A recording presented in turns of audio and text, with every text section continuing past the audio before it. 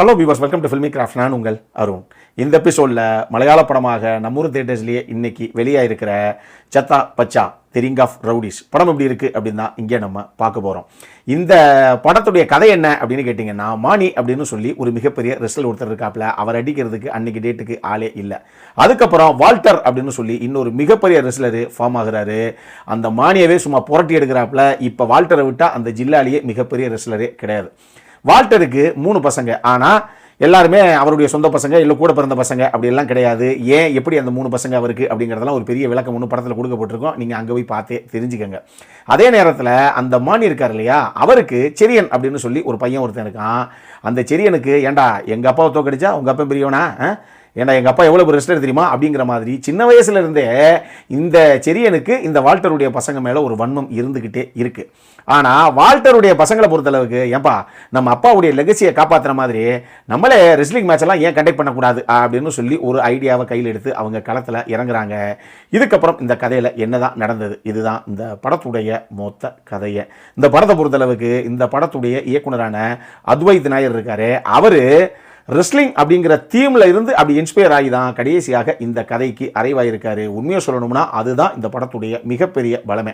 ஏன்னா 80s 90s பீரியட்லாம் நீங்கள் எடுத்துக்கிட்டீங்க அப்படின்னா அது டிஜிட்டல் எராவும் கிடையாது. அப்போ இந்த என்டர்டெயின்மெண்ட் ஃபேக்டர் அப்படிங்கிறது இந்த 80s 90s கிட்ஸுக்கு எதுவுமே கிடையாது. அப்போ ஓடிடிஸ் கிடையாது, ஸ்மார்ட் ஃபோன்ஸ் கிடையாது, எந்த கழுதையுமே கிடையாது. நாங்கள் தெருவில் போய் கிரிக்கெட் விளாண்டாலோ, கோழி குண்டு விளாண்டாலோ, பம்பரம் விளாண்டாலோ தான் உண்டு.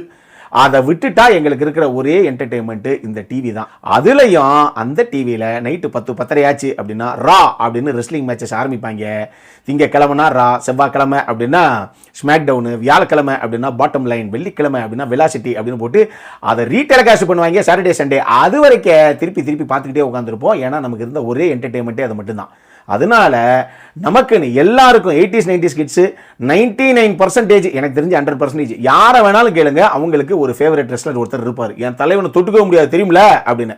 அந்த மாதிரி இந்த படத்துலையும் இந்த படத்துடைய ஆக்ஷன் கோரியோகிராஃபரான கலை கிங்ஸ்டனு சும்மா ஒரு ரெஸ்லிங் மூவ்ஸ் என்னென்ன, அதே மாதிரி ஒரு ரெஸ்லருக்கும் அவருடைய ஐகானிக் இல்லை சிக்னேச்சர் ஷாட்ஸ்னு ஒன்று இருக்கும். அந்த நாக்கை போட்டு தான் முடிப்பாங்க. அந்த மாதிரி வேற மாதிரி அந்த ஆக்ஷன் கோரியோகிராஃபி அப்படிங்கிற விஷயத்திலேயே சம்பவங்களை பெருசாக பண்ணி விட்டுருக்காரு. அதனாலேயே இந்த படத்தில் எல்லா ரெஸ்லர்ஸுடைய எல்லா ஆக்ஷன்ஸுமே அந்த ஷாட்ஸுமே உள்ளே வருது. அது அண்டர்டேக்கர்லேருந்து, ராக்லேருந்து, ஜான்சினாலேருந்து, ஆர்விடியிலேருந்து, மிஸ்டீரியோவிலேருந்து உருப்பட்ட பேர் உள்ளே வருதுன்னு வச்சுக்கோங்களேன். ஒருத்தரை விடலை. எல்லாருடைய நாக்ஸும், ரேண்டி ஆட்டன்லேருந்து எல்லாருடைய ஷாட்ஸுமே உள்ளே இருக்குது. அதனாலேயே நம்ம எந்த ரெஸ்லருடைய ஃபேனாக இருந்தால் கூட, டேய் தலைவனுடைய ஷாட்டை பார்த்தல, ஒரு ஷாட்டாக இருந்தாலும் வேற ரகண்டா அப்படிங்கிற லெவலில் வேற மாதிரி தெரிக்க விட்டுருக்காங்க இந்த படத்தை. அதுதான் அந்த விஷயத்தை கையில் எடுத்தது தான் இந்த படத்துடைய பலமாகவே இருக்குது அப்படின்னு நான் சொல்லுவேன். கிளைமேக்ஸ் எல்லாம் தெரிச்சதுக்கு முக்கியமான ஃபேக்டர்ஸில் அதுவும் ஒன்று.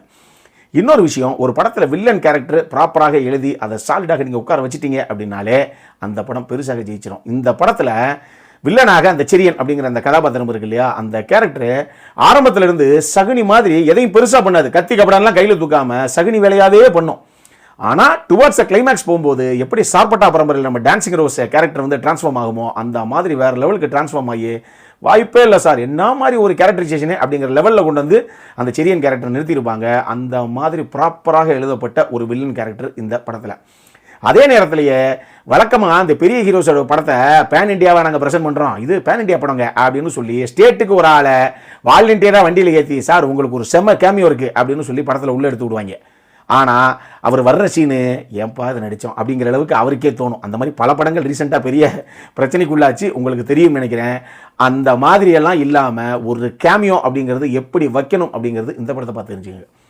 அப்படி ஒரு கேமியோ கிளைமேக்ஸில் ஒரு பக்கம் நான் சொன்ன மாதிரி கூஸ் பம்பான அந்த ஆக்ஷன் மொமெண்ட்ஸு அப்படின்னா, இன்னொரு பக்கம் அந்த கிளைமேக்ஸ் கேமியோ தான் நிச்சயமாக அந்த கிளைமேக்ஸ் அந்த அளவுக்கு பயங்கரமாக என்கேஜ் பண்ணிச்சு, வேறு லெவலில் தெரிக்க விட்டுச்சு அப்படின்னு நான் சொல்லுவேன்.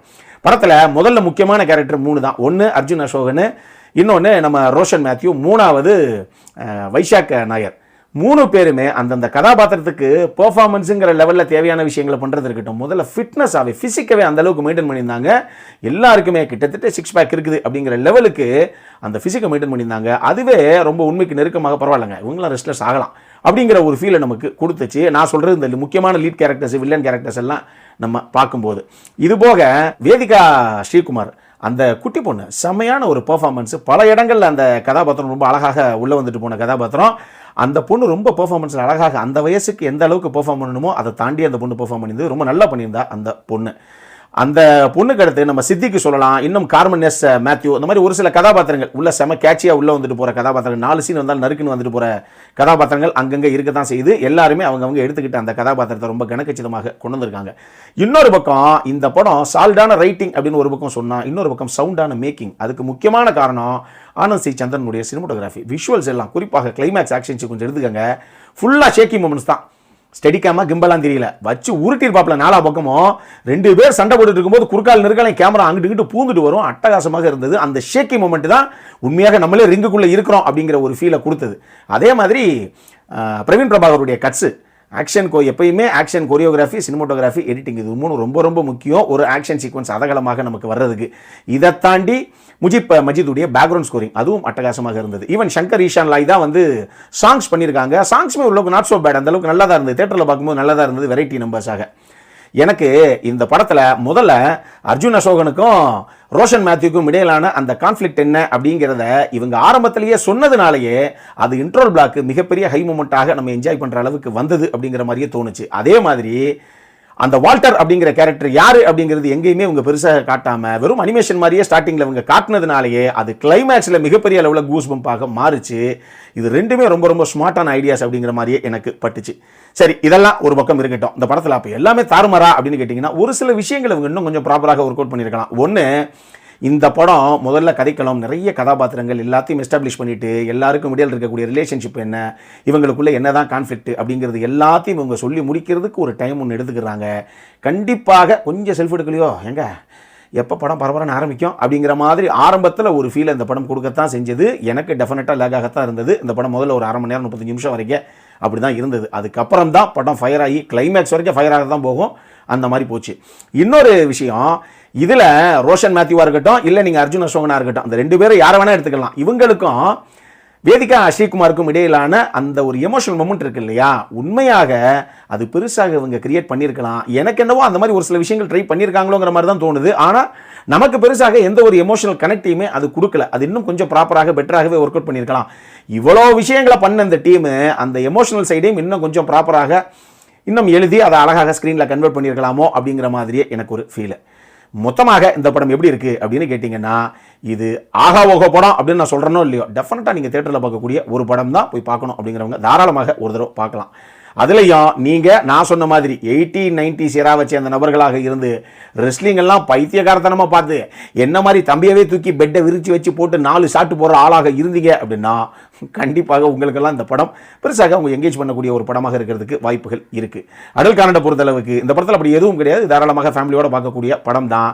இந்த படம் இப்போ மலையாள வெர்ஷன் மட்டும்தான் ரிலீஸ் ஆகிருக்கு. இது இங்கிலீஷ் சப்டைட்டில்ஸோட தியேட்டர்ஸில் ஸ்க்ரீன்ஸில் அவைலபிளாக இருக்குது. ஆனால் இந்த படத்துடைய ட்ரெய்லரு தமிழ்லையும் இருக்குது. அதனால் தமிழ் டப்பிங் விரைவில் வெளியாகும் அப்படின்னு நம்புவோம். அப்புறம் என்ன, இதே மாதிரி இன்னொரு வீடியோவோட அடுத்த முறை உங்களை சந்திக்கிற வரைக்கும் இட்ஸ் அருண் சைனிங் ஆஃப்.